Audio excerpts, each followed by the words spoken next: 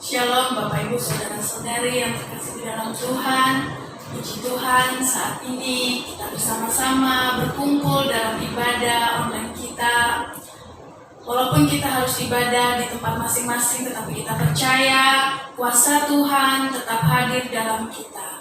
Saat ini mari kita akan menyembah Tuhan. Puji Tuhan, saat ini mari kita akan bersama-sama memujikan satu pujian, Ku Bersyukur Padamu.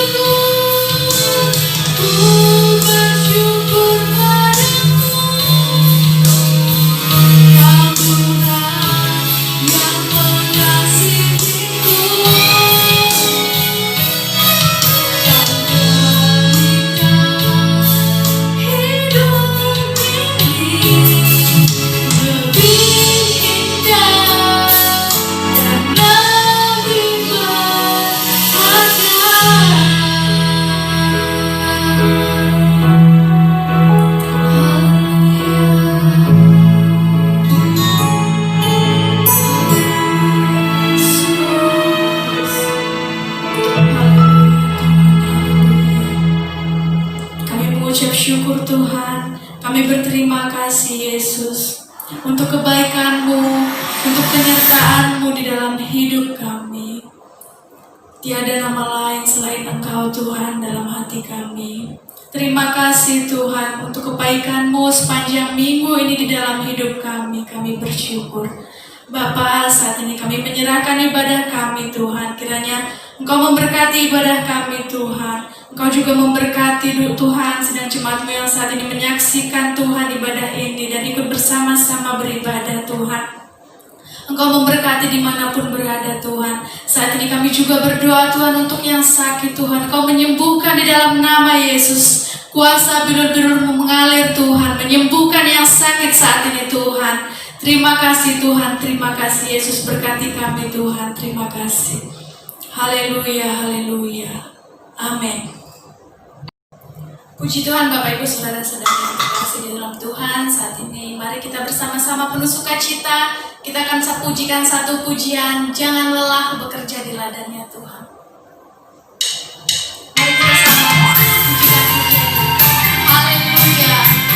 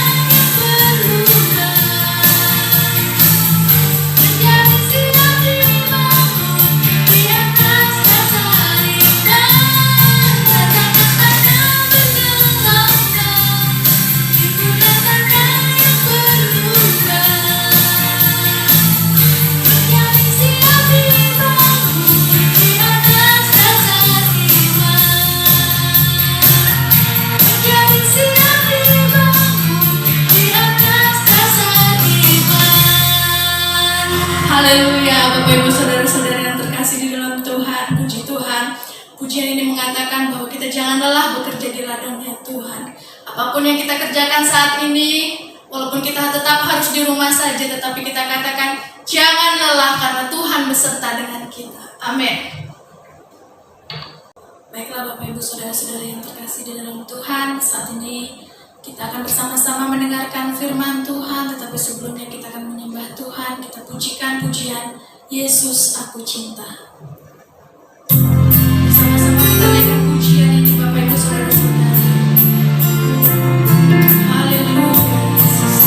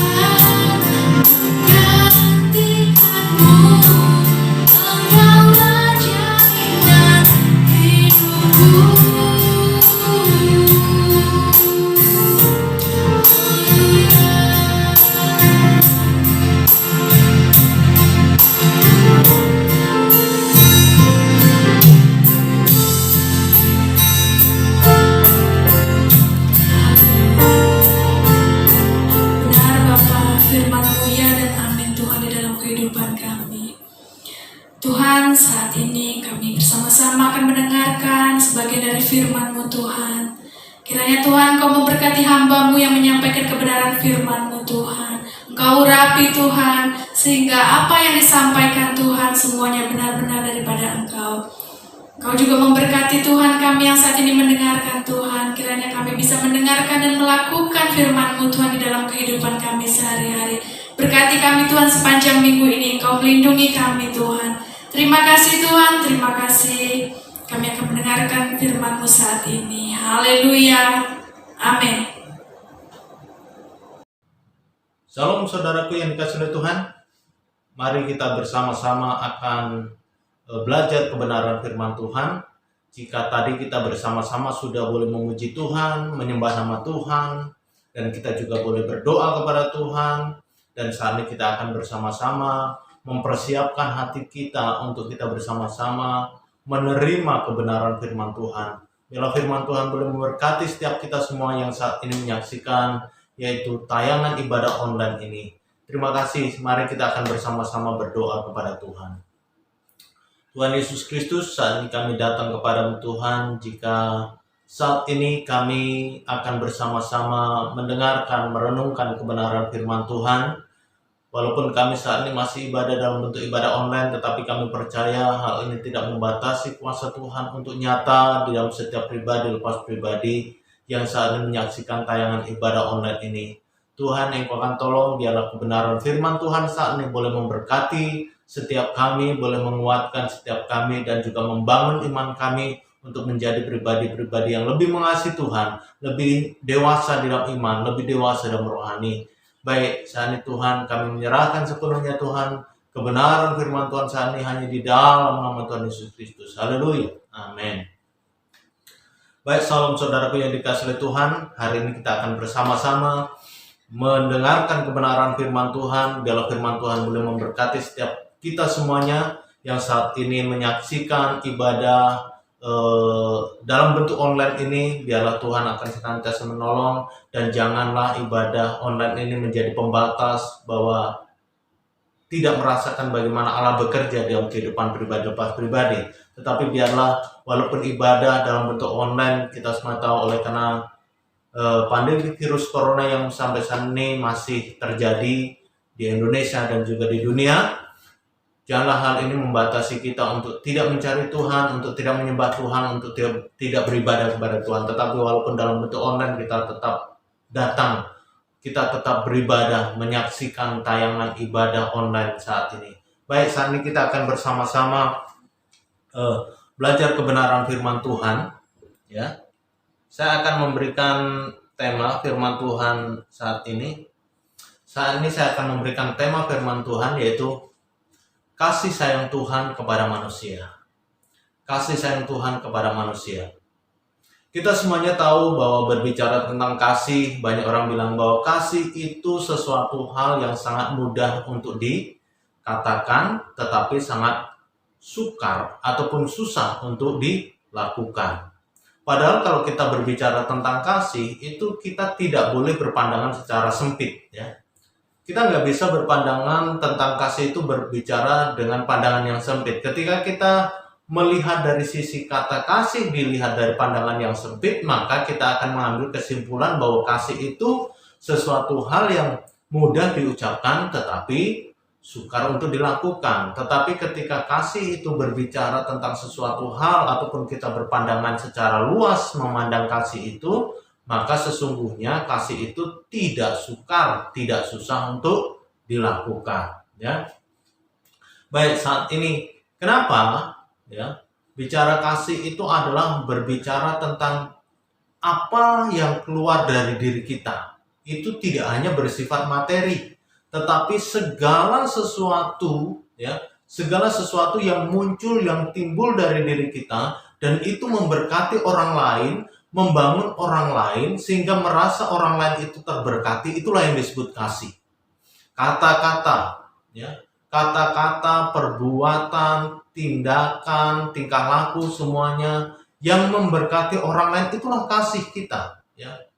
Tapi ketika orang berpandangan bahwa kasih itu dilihat ataupun diukur dari uang ataupun dari materi, dari benda, maka kita akan berpikir bahwa kasih itu sesuatu hal yang mudah diucapkan tetapi sangat susah untuk dilakukan. Tetapi berbicara kasih, kalau kita lihat secara luas, ya, itu kasih itu sesuatu hal yang tidak sulit untuk kita tampilkan ataupun kita buktikan bahwa kasih itu, ya. Dari kata-kata kita, kata-kata yang membangun, ya, kata-kata yang memberkati, itu juga kasih, ya. Ya. Dari tindakan, perilaku kita, tingkah kita yang memberkati orang lain, itu juga kasih, ya.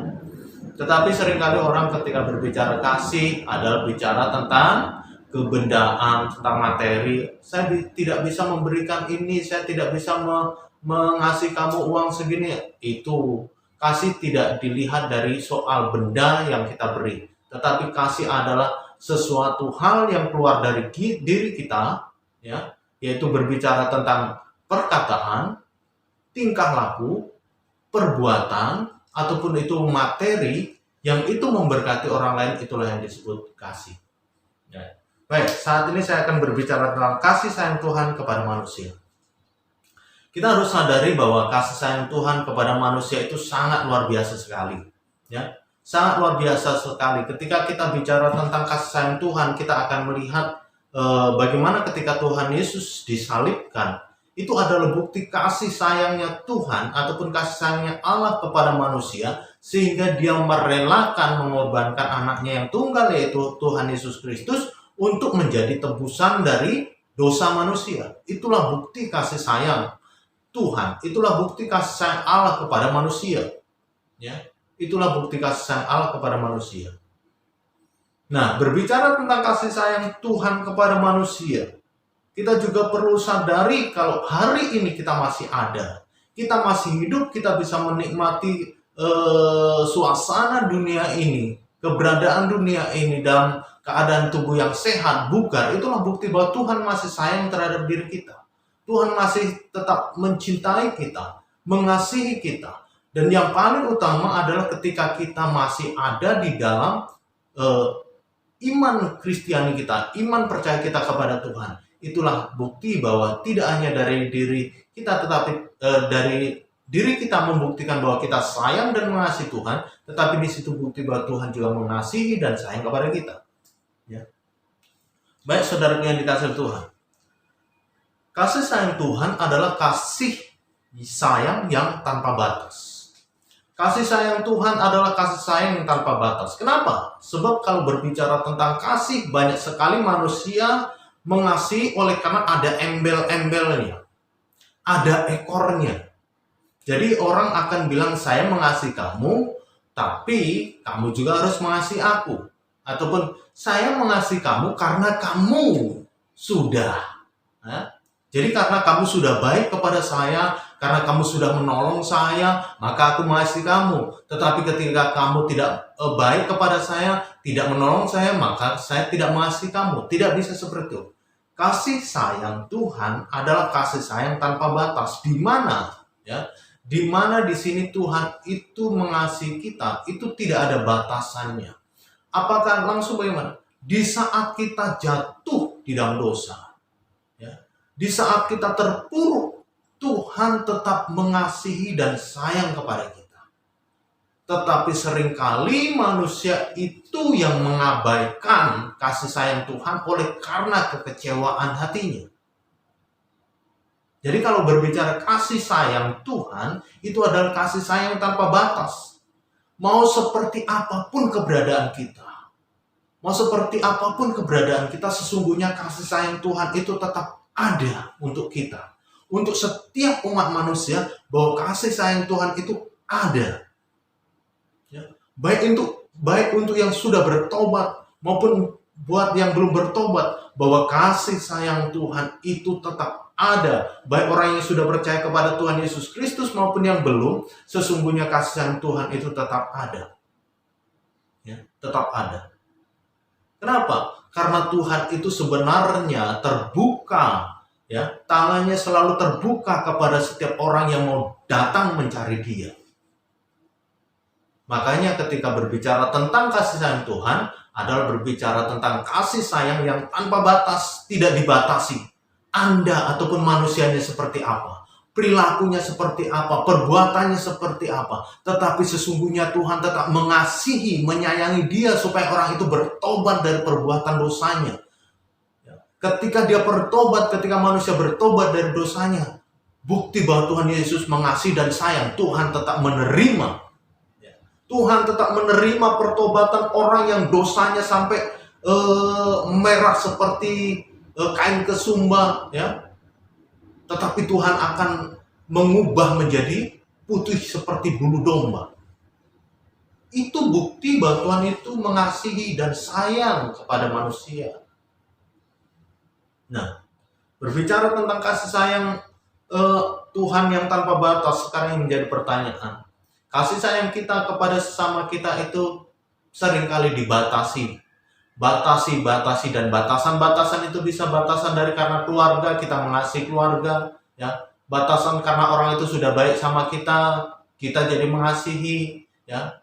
Mungkin batasan karena mungkin dia pernah menolong kita mengasihi. Itu, jadi ketika orang itu tidak baik, ketika orang itu tidak menolong, biasanya kasih itu akan diputus, ya. Diputus. Udahlah, cukup gitu. Tetapi paling tidak saat ini kita belajar tentang kasih sayang Tuhan kepada manusia adalah kasih sayang yang tanpa batas. Kita akan melihat bahwa bukti bahwa kasih sayang Tuhan itu tanpa batas itu seperti apa? Bukti wujud daripada kasih sayang Tuhan itu seperti apa? Ya. Wujud daripada kasih sayang Tuhan itu seperti apa? Saya akan berbicara. Yang pertama, wujud daripada kasih sayang Tuhan kepada manusia bahwa Tuhan itu mengajar manusia. Mengajar manusia, ya. Kita akan melihat di dalam Amsal pasal 3 ayat 12. Amsal pasal 3 ayat 12 saya akan bacakan. Karena Tuhan memberi ajaran kepada yang dikasihinya seperti seorang ayah kepada anak yang disayanginya. Sekali lagi, karena Tuhan memberi ajaran kepada yang dikasihinya seperti seorang ayah kepada anak yang disayanginya. Di sini kita bisa melihat dari ayat ini, Amsal 3 ayat 12, bahwa bukti, ya, bukti ataupun wujud daripada kasih sayang Tuhan kepada manusia itu bahwa Tuhan itu mengajar manusia. Mengajar manusia seperti seorang ayah yang mengajar anak yang disayanginya. Jadi dari ayat ini kita jadi tahu bahwa sesungguhnya manusia itu adalah ciptaan Tuhan yang paling disayangi oleh Tuhan, di mana Tuhan itu mau mengajar, yaitu ciptaan yang paling dikasih itu dengan sesuatu hal yang baik untuk mengarahkan manusia itu hidup benar di hadapan Tuhan. Jadi saudaraku yang dikasih oleh Tuhan, kalau berbicara di dalam melihat dari Amsal 3 ayat 12, kita jadi tahu bahwa ternyata Tuhan itu sangat mengasihi kita, sangat menyayangi kita, sehingga Tuhan itu untuk membuktikan kasih sayangnya, dia itu mengajar kita. Mengajar berbicara tentang apa? Mengajar itu berbicara tentang mengarahkan, ya, mengarahkan, membenarkan, ya, mendidik, ya, mendidik, membentuk. Jadi ketika berbicara tentang kayak seorang ayah mengajar anak yang dikasihnya, berarti di situ orang tua sedang mengarahkan, mendidik, ya, membangun ataupun membentuk anak itu mau dibentuk menjadi anak yang seperti apa? Apakah akan membentuk anak yang menjadi anak yang berperilaku arogan, berperilaku kasar?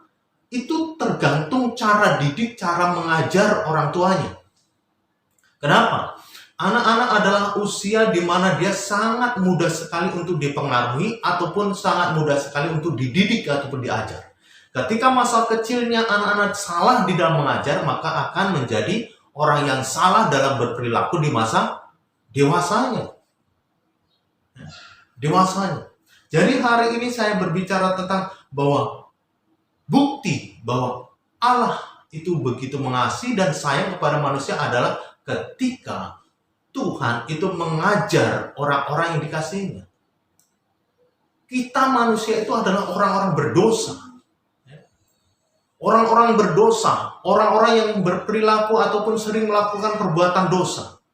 Jadi di situ Tuhan itu mengajar kita supaya menjadi manusia yang benar, manusia yang hidup benar, manusia yang hidup kudus, manusia yang hidup yang berpandangan dengan Injil Tuhan. Ya. Jadi saudara-saudaraku yang dikasihi oleh Tuhan, ketika kita melihat dari ayat ini, kita jadi tahu bahwa Allah, ya, bahwa Tuhan yang mengasihi umatnya, Tuhan yang mengasihi manusia itu, dia mengajar manusia. Ibaratnya ketika orang tua punya anak kecil, ya, ketika punya anak kecil, apa yang terjadi saudaraku yang dikasihi oleh Tuhan? Dia akan mengajari anaknya cara berbicara. Ya. Dia akan mengajari anaknya cara berbicara. Dia juga akan mengajari anaknya cara untuk berjalan. Bagaimana? Ya, bagaimana? Anak akan diajari cara melafalkan huruf. Ya. Ketika dia mengajarkan berbicara, anak akan diajarkan cara melafalkan huruf A, B, C, D, dan seterusnya. Setelah itu digabungkan antara pa, ma. Sehingga ketika anak itu diajarkan seperti itu terus-menerus, akhirnya anak ini pun bisa berbicara, bisa mengucapkan kata-kata yang benar, kosakatanya makin banyak semakin ada.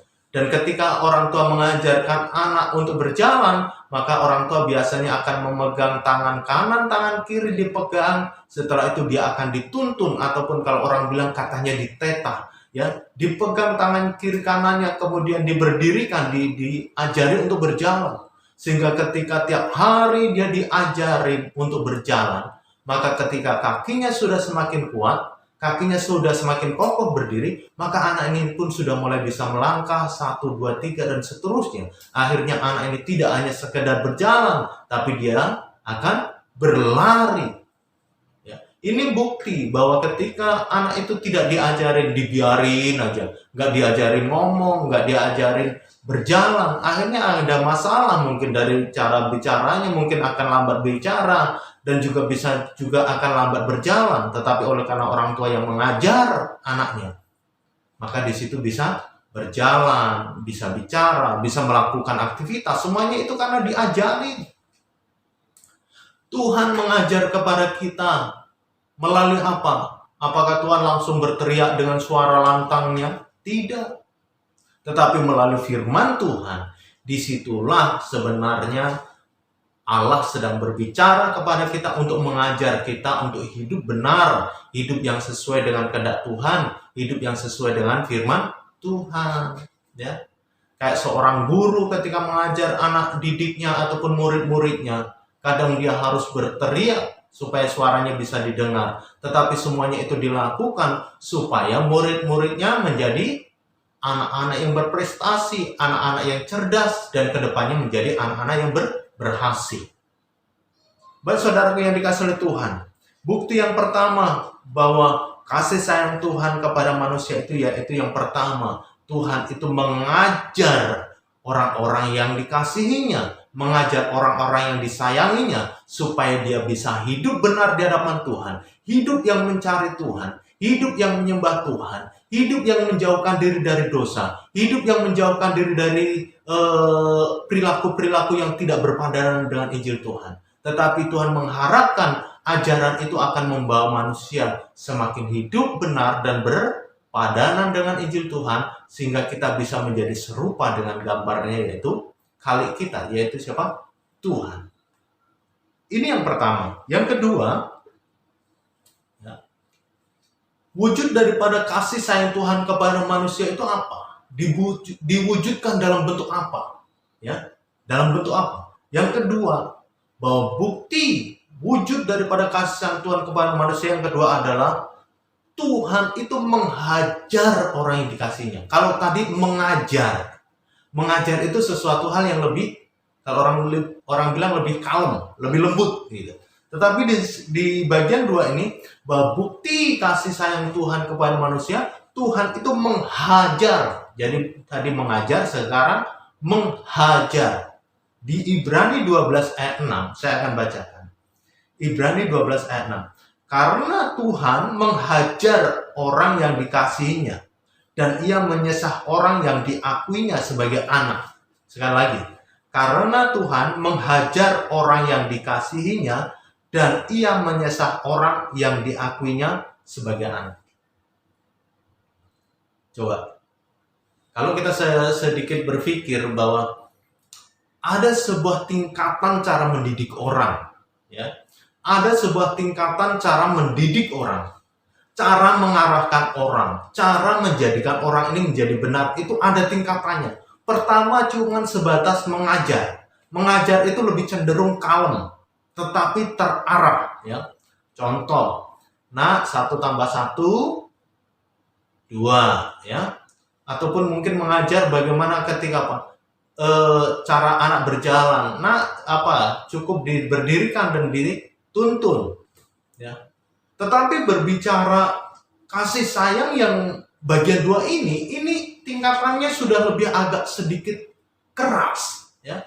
Agak sedikit keras. Bukan hanya sedikit, malah ini sudah termasuk levelnya sudah keras. Kenapa? Karena ini berbicara menghajar, ya. Menghajar. Yang menjadi pertanyaan, coba Bapak, Ibu, Saudara-saudari yang dikasihi oleh Tuhan, apakah engkau mungkin yang saat ini sudah punya anak, ya, ataupun keluarga? Siapa yang pernah menghajar anaknya? Menghajar anaknya. Namanya menghajar ini sudah ada, yaitu kekerasan yang harus dilakukan untuk mendidik.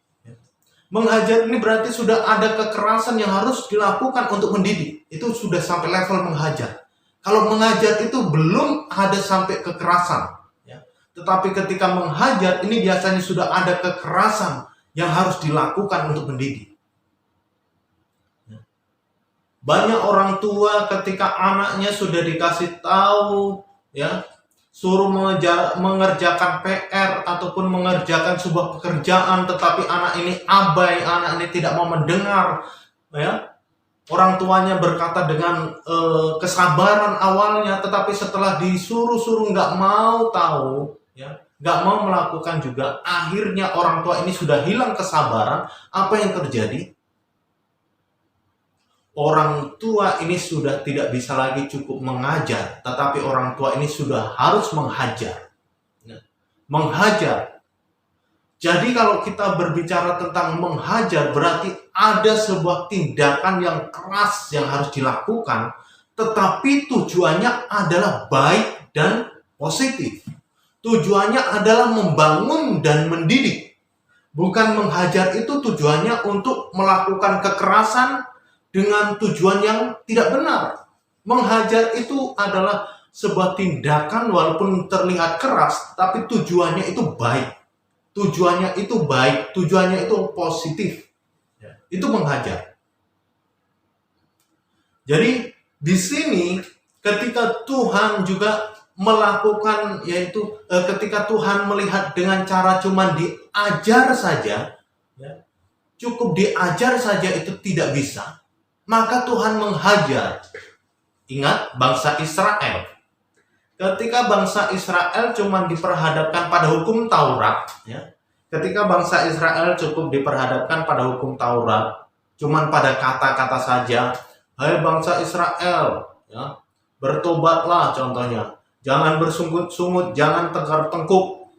Cuman di sebatas kata-kata itu, ya, cuman sekedar peringatan-peringatan melalui mungkin nabi-nabi, melalui orang-orang yang diutus oleh Allah untuk menyampaikan firman-Nya, ya. Cukup cuman melalui kata-kata. Apa yang terjadi? Bangsa Israel tetap berkeras hati. Bangsa Israel adalah bangsa yang tegar tengkuk.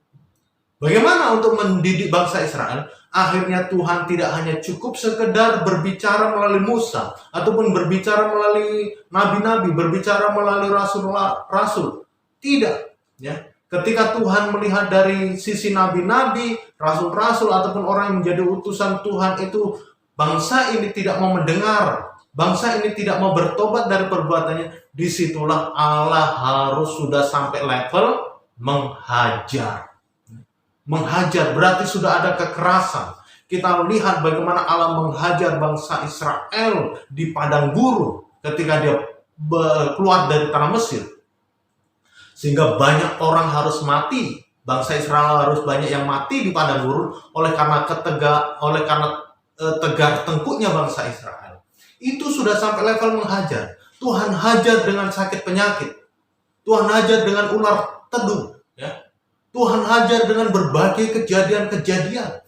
ketika mereka sudah dalam bentuk kerajaan, tetapi karena raja-rajanya berbuat jahat, raja-rajanya tidak hidup benar di hadapan Tuhan, apa yang terjadi? Tuhan hajar melalui bangsa-bangsa lain, bangsa-bangsa yang menyerang bangsa Israel, bangsa-bangsa yang menjajah bangsa Israel. Itu kenapa terjadi? Oleh karena bangsa Israel untuk level diajar dia sudah tidak bisa, maka Tuhan harus menghajarnya. Begitu juga dengan kita, umat Tuhan, orang-orang percaya.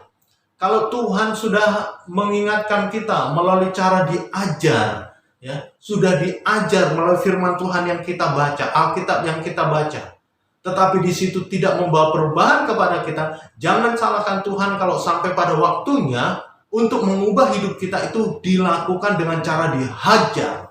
Dihajar dengan sakit penyakit, dihajar dengan sebuah kejadian-kejadian tragis dalam kehidupan kita. Tetapi tujuannya apa? Ketika kita dihajar dengan hal itu tujuannya supaya manusia itu bertobat dari perilakunya, bertobat dari tindakannya, bertobat dari dosanya.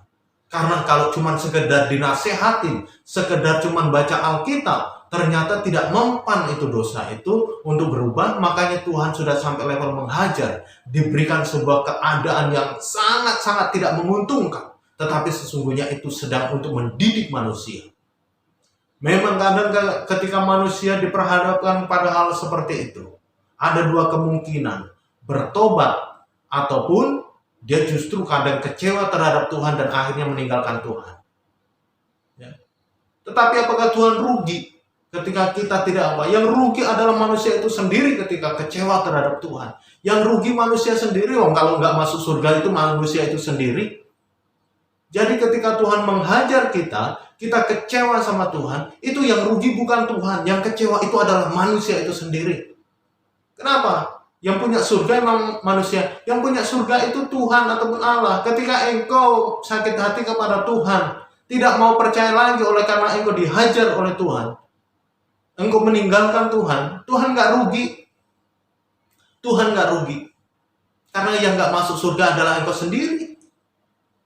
Tetapi saat ini berbicara tentang menghajar berarti adalah sebuah didikan dengan level yang lebih lagi, tidak hanya sekedar mengajar. Banyak orang tua kadang memakai kekerasan untuk mendidik anaknya. Untuk mendidik anaknya, untuk menjadi mandiri, untuk menjadi anak yang luar biasa. Dia kadang sampai pada level mengajar. Ketika anaknya sudah diajari dengan cara yang baik, tetapi nggak ngerti juga. Akhirnya kadang ikat pinggang pun melayang. Ya, melayang. Tetapi akhirnya anak ini menjadi anak yang cerdas, anak yang pintar. Tetapi seringkali kadang berdampak dua hal juga. Bisa anak ini menjadi pintar, cerdas, tapi bisa juga kemungkinan anak ini menjadi trauma. Anak ini menjadi sakit hati kepada orang tua. Tetapi sebenarnya orang tua sampai melakukan hal itu oleh karena anaknya dengan cara yang baik itu sudah nggak mempan.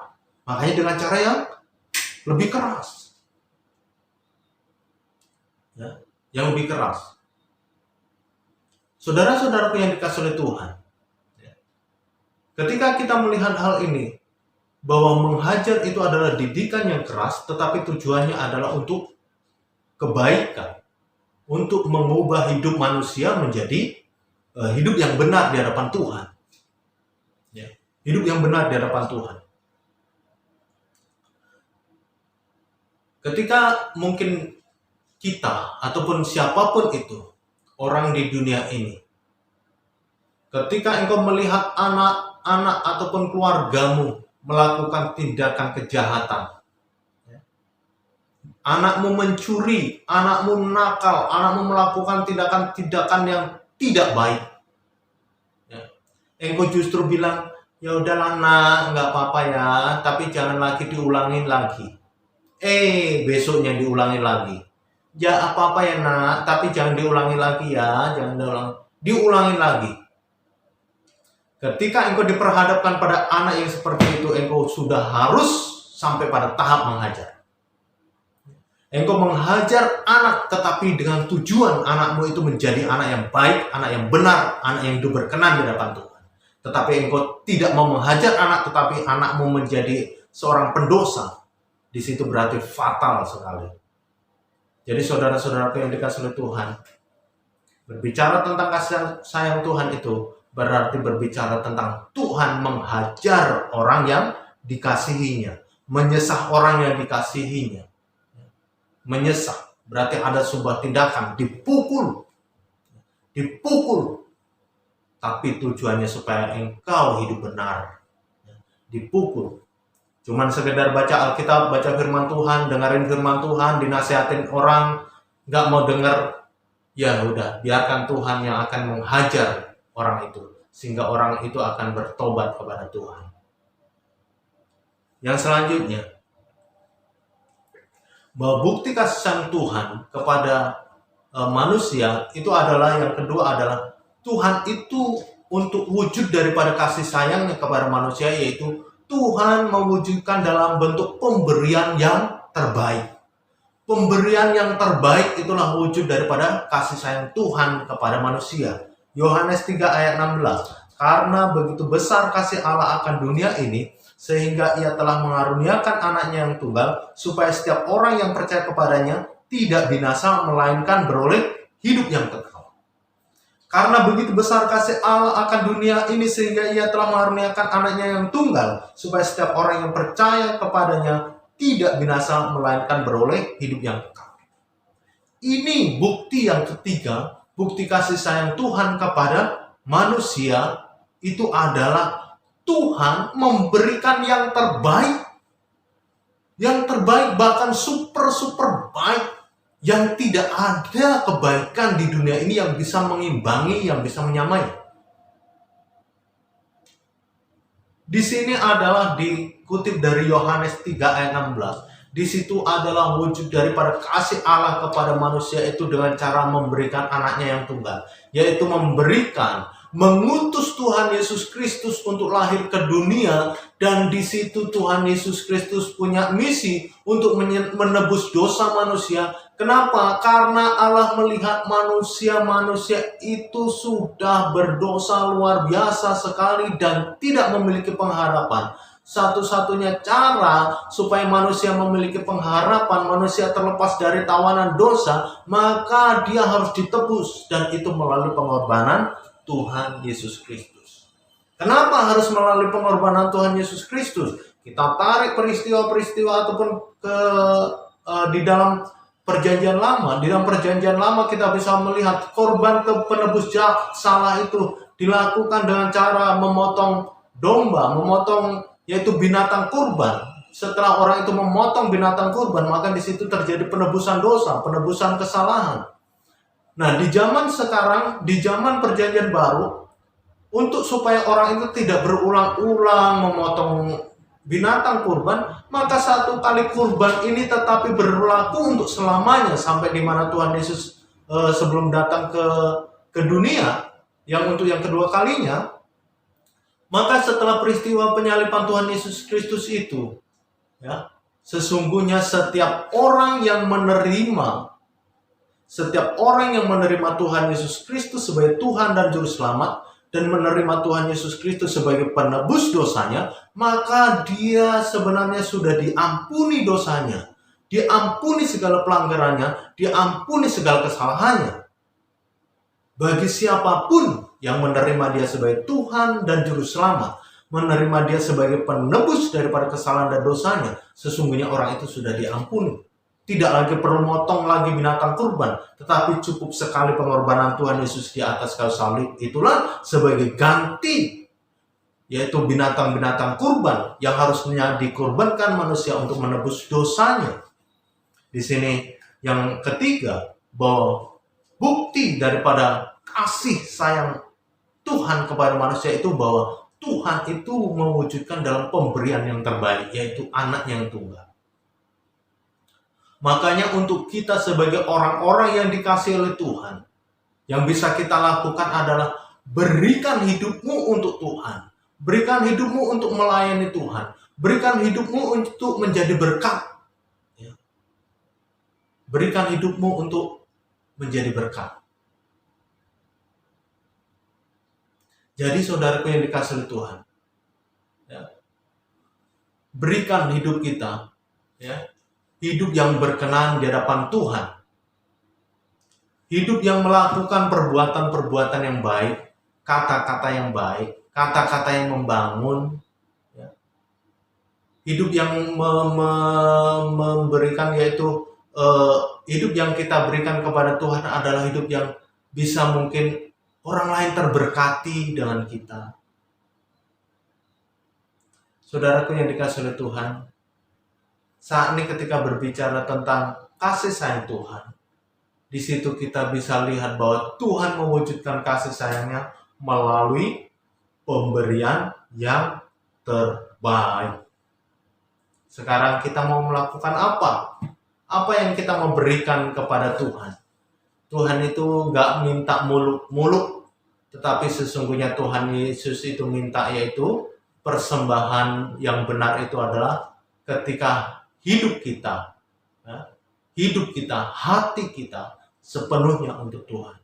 Hidup yang berserah kepada Tuhan. Hidup yang menerima Dia sebagai Tuhan dan Juru Selamat. Hidup yang mengakui Dia adalah Tuhan dan Allah. Gak muluk-muluk. Hidup yang bertobat. Hidup yang sesuai dengan firman Tuhan. Inilah yang Tuhan mau. Jadi saudaraku yang dikasihi oleh Tuhan, hari ini kita semuanya belajar tentang kasih sayang Tuhan. Saya mau menyimpulkan daripada firman Tuhan saat ini, Tuhan itu begitu sangat mengasihi dan menyayangi umat manusia. Karena itu, kasih sayang Tuhan itu dibuktikan dengan cara yang pertama adalah mengajar. Yang kedua adalah menghajar. Yang ketiga adalah memberi yang terbaik. Ini adalah bukti kasih sayang Tuhan kepada manusia. Kasih sayang Tuhan ini adalah bukti kepedulian Tuhan kepada umatnya, supaya umatnya tidak binasa melainkan beroleh hidup yang kekal di dalam kerajaan surga. Semua kasih sayang, bukti-bukti kasih sayang yang Tuhan nyatakan kepada manusia, sebenarnya Tuhan itu mengharapkan, menghendaki supaya manusia itu memperoleh hidup yang kekal. Dengan cara apa? Diajar, dihajar, diberikan yang terbaik. Tujuannya supaya manusia itu memperoleh hidup yang kekal, hidup yang benar, hidup yang sesuai dengan firman Tuhan. Baik, puji Tuhan saudaraku yang dikasihi oleh Tuhan, demikianlah kebenaran firman Tuhan hari ini. Dan terima kasih buat setiap saudara-saudaraku yang sudah menyaksikan tayangan, yaitu ibadah online melalui aplikasi ataupun melalui media YouTube ini. Mari kita akan bersatu dan berdoa.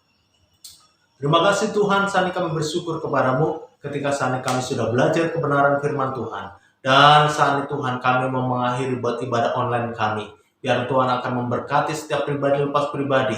Kami boleh senantiasa tetap ada di dalam kasih Tuhan. Kami tetap memiliki iman percaya kepada Tuhan. Oleh sebab itu Tuhan, di masa-masa keberadaan dunia dan bangsa Indonesia yang masih dilanda pandemi virus corona ini, kami tetap berdoa biarlah Tuhan, kasih-Mu Tuhan nyata, belas kasihan-Mu nyata untuk bangsa Indonesia dan dunia, sehingga pandemi virus corona ini cepat berlalu ya Tuhan. Dan kami menyerahkan setiap orang yang terinfeksi di dalam nama Tuhan Yesus Kristus. Biarlah kesembuhan boleh terjadi. Dan kami juga berdoa bagi setiap pribadi-pribadi yang saat ini melakukan penelitian untuk menemukan vaksinnya. Biarlah hikmat Allah, makrifat Allah ada dalam setiap orang-orang ini, sehingga dalam waktu dekat ataupun cepat Tuhan, vaksin untuk mengantisipasi, mengatasi virus corona ini akan cepat ditemukan dan bisa diberikan kepada setiap umat manusia. Tuhan, kami menyerahkan sepenuhnya Tuhan buat ibadah online kami saat ini. Engkau akan senantiasa menolong setiap kami yang saat ini sudah mendengarkan ibadah online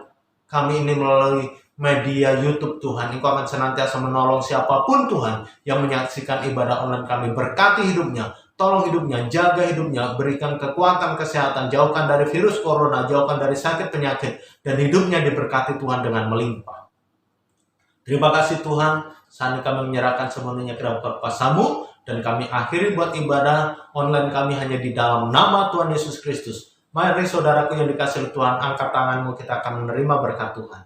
Kasih karunia damai sejahtera daripada Allah Bapa, keselamatan daripada Tuhan Yesus Kristus, dan penghiburan daripada Roh Kudus menyertai hidup kita dari saat ini sampai Maranatha, kedatangan Tuhan Yesus yang kali kedua. Kita yang percaya katakan amin. Baik saudara yang dikasihi oleh Tuhan, demikianlah ibadah online kita. Tuhan akan memberkati setiap pribadi kita lepas pribadi, dan untuk jadwal ibadah selanjutnya, jika situasi masih dalam situasi seperti ini, demi untuk mendukung untuk pemutusan mata rantai COVID-19, kita tetap melakukan ibadah secara online. Oleh sebab itu, untuk kedepannya ataupun minggu depan kita masih ibadah dalam bentuk online. Dan demikianlah untuk ibadah saat ini, dan biarlah kasih anugerah Tuhan menyertai kita semua. Sampai ketemu di hari Minggu yang akan datang di dalam ibadah online. Tuhan Yesus memberkati. Shalom.